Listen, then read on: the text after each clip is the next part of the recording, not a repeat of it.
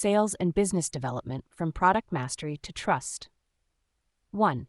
Understanding the role. Sales and business development (BD) are often spoken of as separate disciplines, yet in practice they are deeply intertwined. The ultimate objective of the combined role is to generate revenue in the present while simultaneously cultivating the strategic relationships that sustain growth in the future. Sales focuses on closing deals, ensuring cash flow, and meeting immediate targets. BD focuses on scouting opportunities, developing partnerships, and positioning the company structurally for what comes next. The challenge for newcomers is that this dual mandate often feels like two jobs in one. Without clarity, they oscillate between urgent revenue pressure and vague strategic expectations. Number 2, the first barrier. What is BD, really? New entrants frequently struggle with role ambiguity. In some firms, BD equals sales under a different name. In others, it is alliances, licensing, or M&A scouting. In still others, it is high-level networking with no immediate revenue metric. This lack of definition is itself a structural obstacle. Juniors do not know whether they are measured by quarterly numbers, by pipeline quality, or by relationships cultivated. Number 3, product mastery as the differentiator. Nothing defines success in sales BD more than knowing the product better than anyone else. Parrots repeat marketing slides without conviction, crumble under objections, and become interchangeable. Trusted sellers understand not only what the product does, but also what problems it solves, what limitations it has, and how it integrates into the client's workflow. Product mastery requires full technical and functional comprehension, ability to translate features into client-relevant business value, ROI, risk reduction, compliance. Evidence, clinical data, use cases, integration diagrams, economic models. Discipline, continuous updating of battle cards, demo scripts, ROI calculators, and objection handling. This mastery allows one to speak with conviction rather than repetition, a decisive factor in credibility. 4. Market and competition awareness. Once the product line is mastered, the professional must expand outward into the market landscape. Identify the real competitors, not only direct rivals, but also substitutes, alternative therapies, competing technologies, or even inertia. Analyze their strengths and weaknesses: price, scale, evidence, service, brand. Articulate our differential value in 3 clear, defensible points, supported by evidence, not slogans. Example: competitor, cheaper biosimilar drug. Strength, low price, volume secured. Weakness, weaker clinical evidence, limited support. Our differentiators: robust Phase 3 data, GMP traceability, patient adherence program. 5. The plan of action. Armed with product knowledge and competitive mapping, the next step is to build a structured action plan aligned with company standards.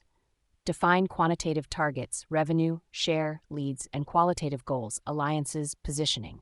Segment customers, tier 1 to 3, with different engagement strategies. Deploy battle cards and unified messaging against each competitor. Execute tactics, sales campaigns, demos, POCs, partner scouting. Maintain discipline in reporting, CRM, pipeline reviews, quarterly pacing. Adjust iteratively, benchmarking against corporate standards. 6. Cultural intelligence in client engagement. The same product, sold in different territories, encounters different cultural codes. Formality versus informality, protocol in Korea or Japan versus relationship first in Latin America. Decision style, hierarchical, one senior approval, consensus, committee, or individual champion. Risk appetite, conservative, heavy demand for evidence versus agile, speed valued more than caution. Failure to adapt to these codes often kills deals that were otherwise technically sound. Sales plus BD professionals must become not only translators of product but also interpreters of culture. 7. After sales, AS as a strategic factor. In many industries, the deal is not the end but the beginning of risk. If the product requires strong after-sales support, this must be considered part of the value proposition. A product with a weak AS history can damage not only the client relationship but also the company's reputation. Internal due diligence must identify problematic products. If unavoidable, a containment plan, manuals, SLAs, stock, training must be in place. The professional responsibility is not to sell what cannot be sustained. 8. The timing trap. End of quarter discounting. A universal error is waiting until the final weeks of a quarter or year to hit sales targets. Under pressure, sellers slash prices to close deals. This erodes pricing power by training clients to wait for discounts. It pulls forward future sales, creating a deficit in the next quarter. It collapses margins, undermining long-term sustainability. Disciplined pipeline management, monthly pacing, and value-based selling are the alternatives. Sales quotas should be met through distributed effort, not last-minute desperation. 9. The crown jewel, building trust. Finally, the most difficult and most valuable asset, trust. It is slow to build through consistency, competence, transparency, empathy. It is easy to lose through a single broken promise or manipulated price. It can be personal, relationships, shared experience, or professional, institutional credibility, compliance. Even in trust, there must be a safe distance. One must be close enough to generate credibility, but distant enough to preserve integrity and independence. Trust is not friendship, it is mutual respect anchored in value delivery. BBIU commentary. In the practice of sales plus BD, the real difference between mediocrity and excellence lies in structural comprehension. Parrots survive on borrowed words, collapsing under the first objection. Professionals master their product, understand their market, pace their pipeline, align with after-sales reality, and adapt to culture. Above all, they build trust, carefully, prudently, and with the awareness that it is both the hardest asset to gain and the easiest to lose. The lesson for the general public is simple but profound. Sales and business development are not about manipulation or quick wins.